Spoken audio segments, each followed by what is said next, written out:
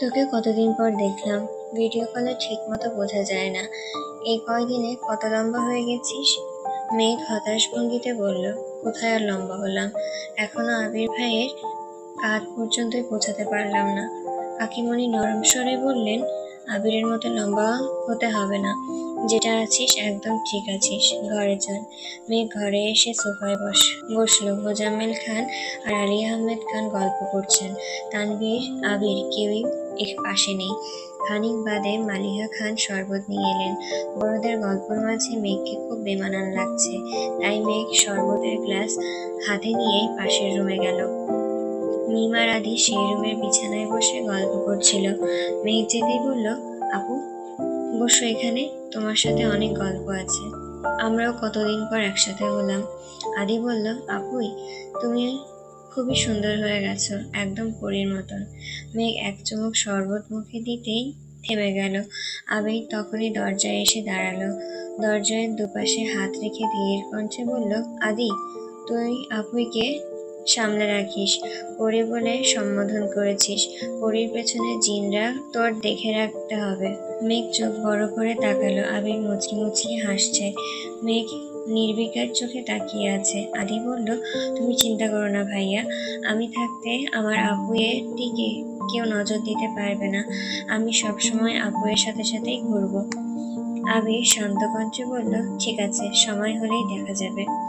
মেঘ ঘুরে ঘুরে সবগুলো রুম দেখলো। আবির, তানভীর কোথাও বেরিয়েছে। মেঘ, মিম, আদি একসঙ্গে হাঁটতে হাঁটতে বেরিয়েছে। বাড়ির সামনে উঠান, তারপর নানা গাছগাছালি, এরপরই বিশাল মাঠের অবস্থান। বাড়ির অন্য পাশে পাশাপাশি বেশ কয়েকটি বাড়ি। সেখানে একটি বাড়ি শফিকদের, যার বিয়ে ঈদের পর। তাদের বাড়িগুলোর পাশেই খাল। মিম, মেঘেরা হেঁটে হেঁটে সব দেখছে। নিরিবিলি পরিবেশের অন্যরকম শান্তি কাজ করছে। একদিনের ব্যবধানে মিম আদিও বেশ কয়েকজন বন্ধু বানিয়ে ফেলেছে। তাদের বন্ধু মানে মেঘের বন্ধু। আবির, তানভীর সারা বাইরে বাইরে থাকে, হয়তো কোথাও খেলতে যায়, ঘুরতে যায় বা বিয়ের কোনো কাজে চলে যায়। মেঘরা গ্রামের আসার পর থেকে আবির কেমন যেন দূরে দূরে থাকে, মেঘের সাথে কথা বলার চেষ্টা করে না। মেঘ কিছু বলতে চাইলেও দূরত্ব রেখে চলে, আর যতটা সম্ভব বাড়ির বাইরেই থাকে। আদি আর মিমের সাথে টুকটাক কথা বললেও মেঘের সাথে কথাই বলে না। দুদিন যাবৎ আবিরের কর্মকাণ্ড দেখছে মেঘ। তানভীর, আবির এক রুমে থাকে, আবার বের হলেও একসাথেই যায়, তাই সেভাবে কথা বলতে পারে না। আগামীকাল ঈদ, তাই বিকেল থেকে মেহেদি দেওয়ার ধুম পড়েছে। মেঘ খুব একটা মেহেদি দিতে পারে না, তারপরও বেশ কয়েকজন ছেলে মেয়ে মেঘকে ঘিরে ধরেছে। ড্রয়িং রুম বড় পাটি বিছিয়ে সবাই একসঙ্গে বসেছে। মেঘ যেমন পারছে মেহেদি দিয়ে দিচ্ছে, মিমও একটু একটু দিচ্ছে। আদি বসে বসে ছবি তুলছে। খানিকক্ষণ বাদে আবির আর তানভীর ঘরে ঢুকলো। তানভীর চমকে উঠল, বলুন তুই মেহেদি দিতে পারিস? মেঘ শীতল কণ্ঠে বলল, ওরা বায়না ধরেছে তাই না পারলেও দিতে হচ্ছে। আবির বিছানায় এসে বসলো, অন্যদিকে মুখ করে বলল, একসময় যার বায়না মেটাতে পুরো খান বাড়ির মানুষ ছোটাছুটি করতো, সেই কিনা এখন অন্যের বায়না মেটাচ্ছে, ভালোই লাগছে। আকলিমা খান বললেন, ঠিক বলেছ। মেঘ ছোটবেলায় কি যে আহ্লাদি ছিল, আর প্রচন্ড জেদিও ছিল। যা বলতো তাই করে, যা বলবে তাই করবে। আমরা শুধু ভাবতাম এই আহ্লাদি মেয়েকে কে সামলাবে। আবির মেঘের দিকে এক নজর তাকালো। পরনে হালকা কালারের থ্রি পিস, গলায় স্বর্ণের একটা চেন, যার মধ্যে এম অক্ষরের একটা লকেটও আছে। চোখের কাজল নেই, ঠোঁটে লিপস্টিকের ছোঁয়া নেই, সাদামাটা চেহারায় তবু আবিরের চোখে আটকে আছে। ভাবনার জগৎ থেকে তাকে দেখলেই ভাবতে বসে, মনে মনে ছন্দ সাজে। আবির নিজের মনে বিড়বিড় করলো, এই আহ্লাদি মেয়েকে যে আমি বড্ড বেশি ভালোবাসি, ওর সব আহ্লাদ পূরণ করার দায়িত্ব আমার। হালিমা বেগম রুমে ঢুকলেন। আবিরের উদ্দেশ্য করে নরম স্বরে বলল, মেঘের ছোটবেলাটার বেশিরভাগ টাইম কেটেছে আবিরের কাছে বায়না ধরে। আবির কত ধৈর্য নিয়ে বোনের সব বায়না পূরণ করত। কখনো নিজের হাতে মেহেদি দেওয়া, গভীর রাতে এটা সেটা রান্না করে খাওয়ানো, পুকুরে দৌড়ানি খেয়ে আইসক্রিম আনতে যাওয়া থেকে শুরু করে কত কি কেনা করেছে। আজ আবির মেঘ দুইজনেই কত বড় হয়ে গেছে। আবির মেঘ মনোযোগ দিয়ে মেহেদি দিচ্ছিল। আম্মুর কথা শুনে অবাক চোখে চাইল। আবির মৃদু স্বরে বলল, মামনি, তোমার মেয়ের কিছুই মনে নেই। ও এখন আমাকে ঠিক মতো চেনে না। যতবার দেখা হয় কিংবা কথা হয় শুধু বলে, কে আপনি? মেঘের নজর পড়ল আবির থেকে। শান্ত অব্যয়ের মানুষটা একসময় মেঘের কাছের কেউ ছিল। ওই, কিছুই তো মনে পড়ছে না। মেঘ চিন্তিত কণ্ঠে বিড়বিড় করলো, ছোটবেলায় আবির ভাই আমাকে বিয়ে দিয়ে দিত। এটাও সম্ভব? এখনই মুজাম্মেল খান বারান্দা থেকে উঁচু গলায় শুধালেন, কে কাকে চেনে না আবির? আবির কিঞ্চিৎ থতমত খেল। জিভ দিয়ে ঠোঁট ভিজিয়ে আস্তে করে বলল, মেঘ সেই দিন আমাকে চিনতে পারেনি। মোজাম্মেল খান দরজায় এসে দাঁড়ালেন। মেঘ নিজের নির্দোষ প্রমাণ করতে চেঁচালো, একদম না, আবির ভাইয়ের ওই দিনের রূপ দেখে তুমিও চিনতে পারবে না। আম্মু দেখেছে, জিজ্ঞাসা করুন আম্মুকে। মোজাম্মেল খান পুরো গলায় বললেন, আমার মেয়ে আবিরকে চিনতে না পারার ব্যর্থতা সম্পূর্ণ আবিরের। এতগুলো বছর ও কি মেঘের কথা একবারের জন্য মনে হয়েছে? কখনো মেঘের ব্যাপারে নিজের থেকে কিছু জানতে চাইনি? তানভীরের কথা ঠিকই স্মরণ করেছে। তাহলে মেঘের কি দোষ করলো? আমি কয়েকবার মেঘের ব্যাপারে কথা বলার চেষ্টা করেছি, কিন্তু আবির কখনোই নিজের থেকে কিছু বলেনি। তাছাড়া এখন আধুনিক যুগ, সবার হাতে হাতে অ্যান্ড্রয়েড ফোন আছে, ভিডিও কলে কথা বলা যায়। আমার মেয়ে 2-3 দিন পর পর ভাইজান, ভাবি, মিম আদিকে ভিডিও কল দিয়ে কথা বলে। কই, আবিরের সাথে তো কখনো কথা বলতে দেখিনি। এর কারণ কি? কারণ আবির কখনোই কথা বলার সুযোগটা তৈরি করেনি। মেঘ বলে যে আবিরের কোনো চাচাতো বোন আছে, এটা তো ভুলেই গিয়েছিল। এই ব্যর্থতা কার? আমার মেয়ের? একদমই না, আমি মানব না। আবির কিংকর্তব্য বিমূঢ়, হতবাক হয়ে থাকে সে। মেঘ মুচকি মুচকি হাসে। আব্বু যে মেঘের সাপোর্টে কথা বলছে সেই অনেক। তানভীরও নিশ্চুপ হা করে তাকিয়ে আছে। কয়েক মুহূর্ত নীরবতা কেটে গেল। হঠাৎ আলী আহমেদ খান রাশভারী কণ্ঠে বলতে লাগলেন, আমার ছেলেকে দোষ দিচ্ছিস কেন? আমার ছেলে এতটা দায়িত্বহীনতা না। ও সবাইকে সমানভাবে ভালোবাসে। বাইরে থাকাকালীন কল দিয়ে একজন একজন করে সবার কথা জিজ্ঞাসা করত, এখনো তাই করে। তাহলে মেঘ মামনির সাথে এত দূরত্ব কেন থাকবে? আমি আমার মেয়েকে চিনি ভাইজান। ওকে আবির কল দিলে বা এত বছর ওদের মধ্যে যোগাযোগ হলে আমার মেয়ের কাছে আবির অপরিচিত হতো না। আর আবির এই ঘটা করে বলতে পারতো না মেঘ আমাকে চিনতে পারেনি। আলী আহমেদ খান ফুস করে শ্বাস ছাড়ল। একমাত্র ছেলের নামে এমন বদনাম উনি সহ্য করতে পারলেন না। মাঝখান থেকে আবির বলে উঠল, সরি আব্বু, সরি চাচ্চু, সব দোষ আমার, সব ভুল আমার। আমি বুঝতে পারিনি। মেঘের খোঁজ না নেওয়ার অপরাধে আমাকে একদিন আপনাদের সামনে কাঠগড়ায় দাঁড়াতে হবে। বুঝতে পারলে আমি সকাল সন্ধ্যা মেঘকে কল দিতাম। এই অপরাধের শাস্তি কি? আলী আহমেদ খান চাপা স্বরে বললেন, শাস্তির সময় মতন পেয়ে যাবে, আগামীকাল ঈদ, তাই এখন কোনো শাস্তি দিতে চাই না।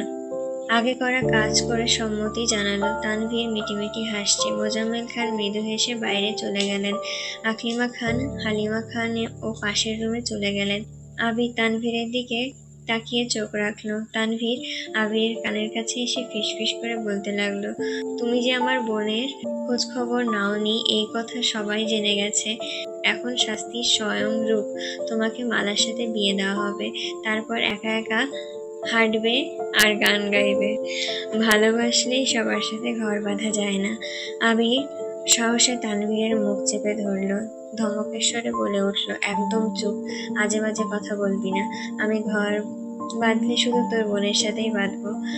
মেঘ মেহেদি দিয়ে দিচ্ছে। হঠাৎ চোখ গেল আবিরের দিকে। তানভীরকে দেখেই চিৎকার করলো, আপনি আমার ভাইয়ের মুখ চেপে ধরেছেন কেন?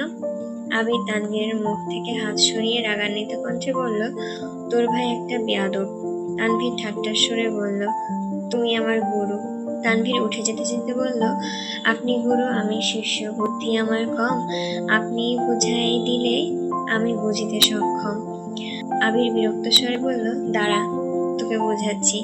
ভোরের আলো ফুটতেই ঘুম ভাঙলো মেঘের। চোখ পিটপিট করে তাকাতেই দেখলো বসার রুমের ফ্লোরে শুয়ে আছে, মাথার নিচে বালিশ, গায়ের ওপর চাদর, কিন্তু এখানে তো কোনো বালিশ ছিল না। মেঘ রাতের ঘটনা মনে করার চেষ্টা করলো। অবশেষে মিমকে মেহেদি দিয়ে দিচ্ছিল। 5 মিনিট রেস্ট নিয়ে নিজের হাতে মেহেদি দিবে ভেবেছিল। ক্লান্তিতে কখন যে ঘুমিয়ে পড়েছে বুঝতেই পারেনি। মেঘ তড়িঘড়ি করে উঠে বসলো। চোখ মুছতেই যাবে, হঠাৎ খেয়াল করলো হাত থেকে কিছু পড়ছে। মেঘ হাত সামনে ধরলো, সহসা দু চোখ প্রশস্ত হলো, বিপুল চোখে তাকিয়ে রইল খানিক। মেঘের এক হাতে মেহেদি রাঙা, কিছু কিছু জায়গায় মেহেদি শুকিয়ে পড়ে যাচ্ছে। মেঘ ঘুরে ফিরে নিজের হাত দেখছে। হঠাৎ নজরে পড়লো ডিজাইনের একপাশে ছোট্ট করে লেখা স্প্যারো। হতভম্ব মেঘ স্তব্ধ হয়ে আছে। মেহেদি কে দিল? হঠাৎ মনে পড়লো আবির ভাই নয় তো? আবিরের কথা ভাবতেই মেঘের ঠোঁটে হাসি ফুটলো, প্রশান্তি নিঃশ্বাস বেরিয়ে এলো। চটপট উঠে শাওয়ার নিতে চলে গেল। মিমরা এখনো ঘুমে, মা কাকিরা রান্নায় ব্যস্ত। মেঘ কিছুক্ষণ বসলো সেইখানে। হঠাৎ মালিয়া খান বলল, আবির তানভীর উঠেনি বোধ হয়, ডেকে আয় তো। মেঘ মোলায়েম কণ্ঠে বলল, এক্ষুনি যাচ্ছি। মেঘ আবিরের রুমের সামনে এসে দাঁড়ালো, আস্তে করে দরজা ধাক্কা দিয়ে ভেতরে ঢুকলো। তানভীর নেই বিছানায়, আবির একাই ঘুমাচ্ছে। মেঘ চুপি চুপি রুমে ঢুকলো। ঘুমন্ত আবিরের মায়াবী মুখের পানে এক দৃষ্টিতে তাকিয়ে রইল। ধীর কণ্ঠে ডাকলো, আবির ভাই। আবির গভীর ঘুমে। মেঘ চিবুক নামিয়ে আবারও ডাকলো, আবির ভাই। আবির ঘুম ঘুম কণ্ঠে বলল, হুম। আবিরের ঘুম ঘুম কণ্ঠে মেঘের মনে ঘরে অস্বস্তি ভর করেছে। আবিরের মায়াবী কণ্ঠে হতে কতখানি আবেগ ছড়ানো তা পরিমাণ করা অসম্ভব। মেঘ আবিরের কাছে এগিয়ে গেল, কানের কাছে ফিস ফিস করে বলল, ঈদ মোবারক মিস্টার খান। মেঘ ঘুরে দাঁড়ালো, যাওয়ার জন্য পা বাড়াতেই আবির মেঘের হাত চেপে ধরলো। অমনি মেঘের অন্তরাত্মা শুকিয়ে গেল, বুকে ধুকপুকানি বেড়ে আকাশ ছুঁই ছুঁই। অনিচ্ছা সত্ত্বেও ঘুরে তাকালো। আবির বিহ্বল চোখে তাকিয়ে আছে। এদিকে মেঘের সারা শরীর কাঁপছে, আতঙ্ক ভয় করছে মনে। কেউ দেখে নিলে কি হবে? বদনাম রটে যাবে। আবির শক্ত কণ্ঠে হুঙ্কার দিল, ম্যাম, একতরফা বলে গেলেই হবে? আমার এত কষ্টের প্রতিদান কি শুধু ঈদ মোবারক? মানে? আবির মেঘের হাতটা আরেকটু কাছে নিয়ে মেহেদির ডিজাইনটা দেখতে লাগলো। মেঘ কাঁপা কাঁপা কণ্ঠে বলল, হাতটা ছাড়ুন, কেউ দেখে ফেলবে। মেঘের কথা কানেও ঢুকলো না আবিরের। উল্টো মেকি স্বরে বলল, আবির, তুই তো ভালোই মেহেদি দিতে পারিস। মেঘ ভ্রু কুঁচকে তাকালো, রাগী স্বরে বলল, আমি কি বললাম শোনেননি? কাজ করছি আমি। মেঘ নিজের হাতটা টেনে শক্ত কণ্ঠে বলল, আমি বলছিলাম আমাকে মেহেদি দিয়ে দিতে। দিলেন কেন? যেই ছেলে নিজের গার্লফ্রেন্ডকে পাত্তা দেয় না, তার থেকে মেহেদি পাওয়াও পাপ। আমার গার্লফ্রেন্ডকে আর কাকেই বা পাত্তা দেয়নি? মালা আপুকে। আবির দীর্ঘ নিঃশ্বাস ছেড়ে বলল, আচ্ছা। মেঘ যেতে যেতে বলল, বড় আম্মু আমাকে ডাকতে পাঠিয়েছিলেন, তাই এসেছি। আবির মুচকি মুচকি হাসছে। এদিকে আবিরের কাণ্ডে মেঘের কানের লতি পর্যন্ত গরম হয়ে যাচ্ছে। আবিরের হাত থেকে ছাড়া পাওয়ার জন্য উল্টাপাল্টা আচরণ করতে বাধ্য হচ্ছে। মেঘ দ্রুত রেডি হয়ে গেল। বিছানার ওপর ছড়ানো বেশ কয়েকটা ড্রেস, কোনটা পরবে কোনটা না বুঝতেই পারছে না। অনেক ভেবেচিন্তে আব্বুর দেওয়া ড্রেসটা পরলো, সাথে ম্যাচিং চুড়ি, কানের দুল পরে নিল। মুখে হালকা মেকআপ করে ঠোঁটে গোলাপি রঙের লিপস্টিক লাগিয়েছে, চোখে গাঢ় কাজল দিয়েছে। আবিরা তক্ষুনি রেডি হয়ে নামাজের উদ্দেশ্যে বেরিয়ে পড়েছে। মেঘ সাজগোজ শেষ করে ফোন হাতে নিয়ে বসলো, বেশ কিছু ছবি তুললো। হঠাৎ বন্যার কথা ভেবে কল করলো। মেয়েটার সাথে সেই যে রাগ করেছিল আর কথা হয়নি। কল দিতে রিসিভ হলো। বন্যা আদুরে গলায় বলল, কেমন আছিস আপু? আলহামদুলিল্লাহ। আপনি কেমন আছেন? আপনার মতোই ভালো নেই। কেন? বন্যা নিরাশ কণ্ঠে বলল, কারণ আপনার মতো আমার প্রিয় মানুষ যে আমার কাছে নেই। মেঘ মিষ্টি হেসে বলল, আপনার প্রিয় মানুষ ভালো আছে, আর আপনাকেও খুব মিস করছে, চিন্তা করবেন না। মানে? আমার প্রিয় মানুষকে? মেঘ মৃদু স্বরে বলল, আমার প্রিয় মানুষকে। যে আপনাকে নিয়ে বাইকে ঘুরে শেষ বিকেলে একসঙ্গে ফুচকা খেতে নিয়ে যায়, আপনাকে নাকি আবার তাকে খাইয়েও দেন, রাত জেগে গল্প করেন, যে কল দিলে আপনার সব রাগ অভিমান মুহূর্তে গায়েব হয়ে যায়, আর সবচেয়ে গুরুত্বপূর্ণ বিষয়, যাকে পেয়ে আপনি আমার মতন অভাগীকে পুরোপুরি ভুলে গেছেন। আমি আপনার সেই প্রিয় মানুষের কথা বলছি। মেঘ আলগোছে ভ্রু কুঁচকালো। বন্যার বলা প্রতিটা বাক্য হৃদয়ে তোলপাড় শুরু করেছে। আবির ভাই মেঘের জীবনে স্পেশাল কেউ? সত্যি কি তাই? যে মেঘ বন্যার সাথে শত রাগ অভিমান করেও 24 ঘন্টা যেতে না যেতেই আবারও মিলে যায়, সে কিনা বন্যার সাথে এতদিন কথা বলেনি। এর কারণ কি শুধুই আবির ভাই? আবিরের ভাবনায় মেঘের সারা বেলা কেটে যায়। আবিরকে দেখার জন্য সব সময় ছটফট করে। এর নামে কি ভালোবাসা? বন্যা নরম স্বরে বলল, ঈদ মোবারক বেবি। তুমি রাগ করলেও আমি তোমার উপর রাগ করে থাকতে পারি না। লাস্ট কিছুদিন কতবার কল দিয়েছি তোর সাথে দেখা করার জন্য, কিন্তু তুই কল রিসিভ করিসনি। মেঘ বলল, তুই নিজের দরকারে আমার ভাইকে কল দিতে পারিস, তাহলে আমার দরকারে কেন পারলি না? আর আমার বাসাটা কি তুই চিনিস না? এত ভাবনিস কেন? বন্যা মৃদু হেসে জবাব দিল, তোদের বাসায় যেতে আমার কেমন জানি লাগে। মেঘ বিরক্ত স্বরে বলল, তোর কল রিসিভ করতে আমার কেমন জানি লাগে। হয়েছে, আজকে দিনও রাগ দেখাবি? আচ্ছা সরি, ঈদ মোবারক। কোথায় উনি? মেঘ না বোঝার ভান করে শোধালো, কে?